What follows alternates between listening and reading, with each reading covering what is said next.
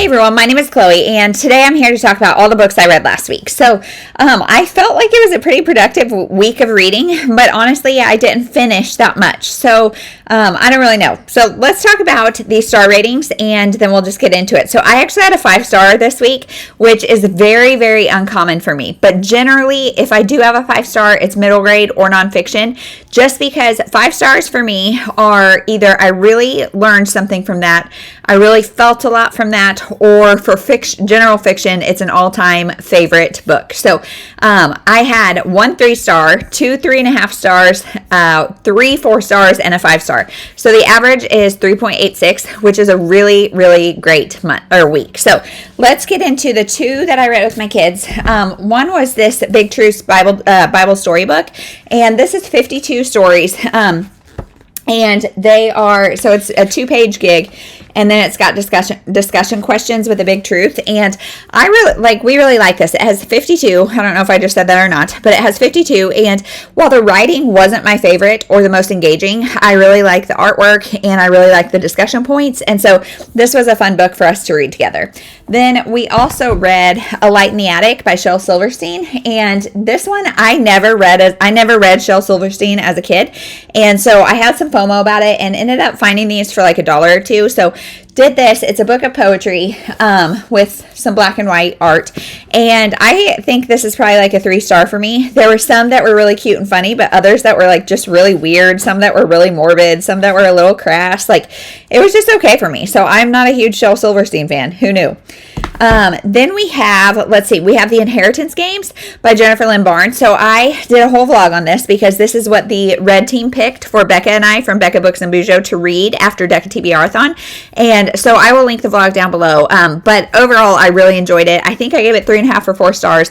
It is a book about this girl who gets a call or letter or something that says she has inherited a whole bunch of money from a man she had no idea who he was. So she has to go to Texas, and the condition is she has to live with this family for a year to get her inheritance. He has 4 grandsons. He had 2 daughters and a son, and now 4 grandsons from one of the daughters, and they all have different dads, and they're all different but similar and mysterious. And there's a little bit of a love triangle. One really teams up with our main character to try to figure out why she's there. Why did she inherit this? Who was she to his grandfather, and what is going on? So that's the premise of the story. I was a little concerned because I know it's a trilogy. Maybe I think there's 3 books. So I was a little concerned we wouldn't get like a conclusion at the end of the first book, but we did. It definitely leaves like a cliffhanger to get you interested in the next book. And I'm interested, but right now I'm honestly really motivated just to read off my shelves. And so I'm not going to pick up the rest of it immediately, but it's definitely something, if I come across it, I will definitely pick it up.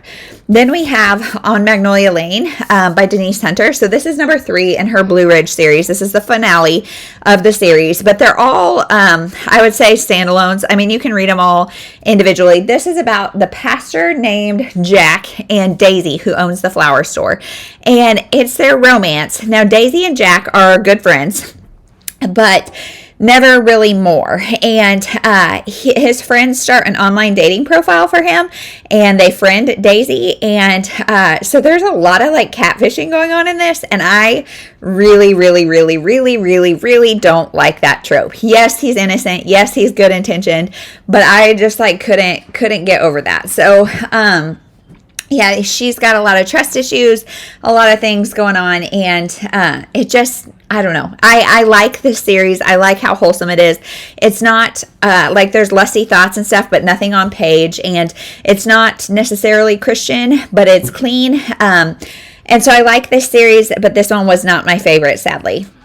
Then we have Ina May's Guide to Childbirth by Ina May Gaskin. This is kind of a classic.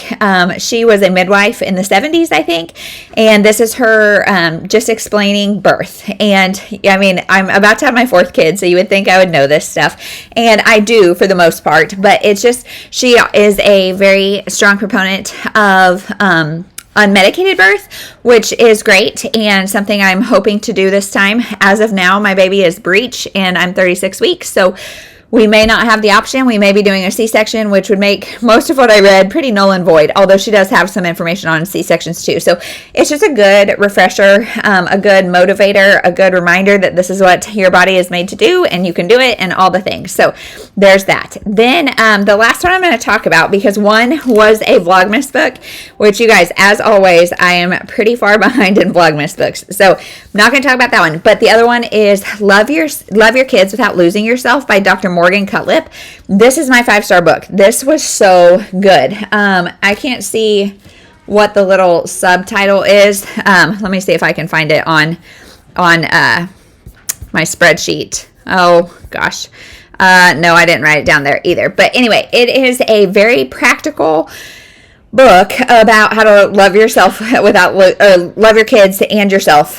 So basically the premise of it is to mother yourself like you mother your kids. So as moms, as females, and in our culture, there's a lot of times where moms wear a lot of hats.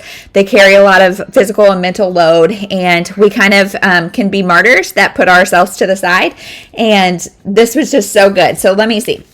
The last chapter is just kind of a little summary chapter, which is really great. Sorry, I'm killing you with the glare. But she basically says to check in with yourself and your kids.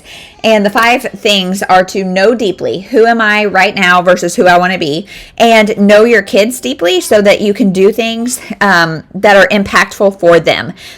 And know yourself deeply so you can do things that are impactful for you. Whatever that may be. And then trust accurately so that you can see yourself in a positive light. So, and see your kids in a positive light. Trust that their heart is good. Trust that your heart is good.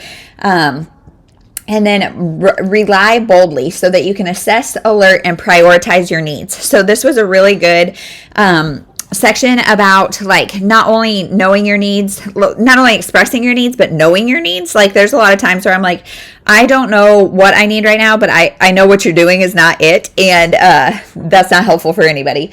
Then we've got commit wisely. So you prioritize yourself and all other things in a way that you're at peace with. So she doesn't say you should be prioritizing this much time alone or this much time with friends or this much time with your kids or anything. She just says, make sure your priorities kind of align with your values. And then last is touch purposefully so that you can listen to your body and care for it in impactful ways. So that's kind of your classic self-care of take a bath or do whatever. Just make sure that you are mothering yourself as well as your kids, because you can't pour from an empty cup. And I just thought this was so friendly, relatable, not condescending, not preachy. It was so good. And it is published, I think, by Thomas Nelson. And it is a Christian lens, but it's not heavily Christian. So I really want to own a copy of this book at some point. But it's something about guilt and burnout and just little check-in things. So and she talks about one moment where she had kind of an explosive moment at the park with her kids, and how at the time she wasn't equipped with enough self-awareness to manage it. And so she ended up just, having this kind of major mama meltdown, which we've all probably been there. But how if you can go through this step and realize what area is really suffering, are you having unmet needs? Are you letting society say a good mom wouldn't do this, a good mom wouldn't feel this way? Or is it a physical thing? You're touched out. What area is it that really needs some attention? Because all 5 of those things kind of ebb and flow. Some will be high, some will be low, and pouring into the areas that need it. So overall, I feel like I learned a lot from this. I felt a strong camaraderie with her, and I felt just some grace, because lately, being this pregnant, having 3 kids already, there's a lot of things that I have done or I am doing that is not the mother I want to be, but also there needs to be some grace in this time because it's a tough stage of life. So, yeah, my 4-year-old's right here and said it's storming, but I think that was actually just her rubbing on the table. But anyway, yeah, that's everything. So that's everything that I read this week. What have you read? I'm happy to say it's not the meh week that last week was. I feel like last week everything was 2.5 or 3 stars. This week I feel like I read some good stuff. These the devotional and stuff that I've been reading with the kids has kind of been, we've been dragging them on forever, so it feels nice to have that wrapped up. Have the Denise Hunter series wrapped up. So it was a good week of wrapping up. Yes, so I'll stop rambling. Thank you so much for watching. We'll see you in the next one.